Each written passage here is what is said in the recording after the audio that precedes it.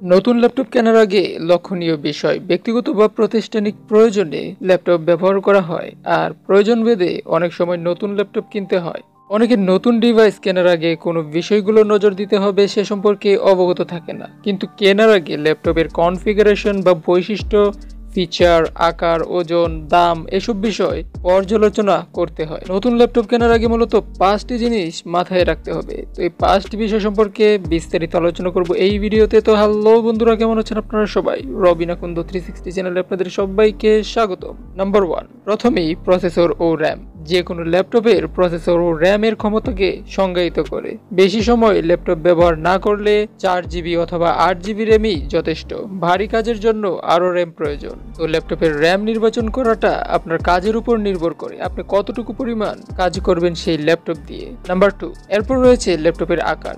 বর্তমানে অধিকাংশ ল্যাপটপেই 15 বা তার থেকে বেশি ইঞ্চির ডিসপ্লে যুক্ত।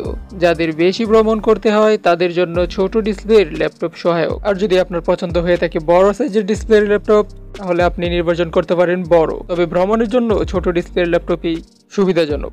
নাম্বার 3, তৃতীয় ধাপে রয়েছে স্টোরেজ। যত বেশি স্টোরেজ তত ভালো ল্যাপটপ। 500GB এবং 1TB হার্ড ড্রাইভ সহ ল্যাপটপ বর্তমানে বেশ প্রচলিত, তবে ছোট লাইট ওয়েট ল্যাপটপের সঙ্গে সলিড টেস্ট ড্রাইভ আরো জনপ্রিয়। নাম্বার 4, এরপর রয়েছে ব্যাটারি। যেহেতু ল্যাপটপ বহন করতে হয় তাই ব্যাটারির সক্ষমতা ও চার্জ ব্যাকআপ বেশি থাকা ভালো। তাই আপনি যদি ভ্রমণ প্রিয় মানুষ হয়ে থাকেন তাহলে আপনাকে ল্যাপটপের ব্যাটারির দিকে নজর দিতে হবে। নাম্বার 5, সর্বশেষ ধাপ হচ্ছে বাজেট। ল্যাপটপ কেনার আগে নির্দিষ্ট বাজেট ঠিক করা অত্যন্ত গুরুত্বপূর্ণ।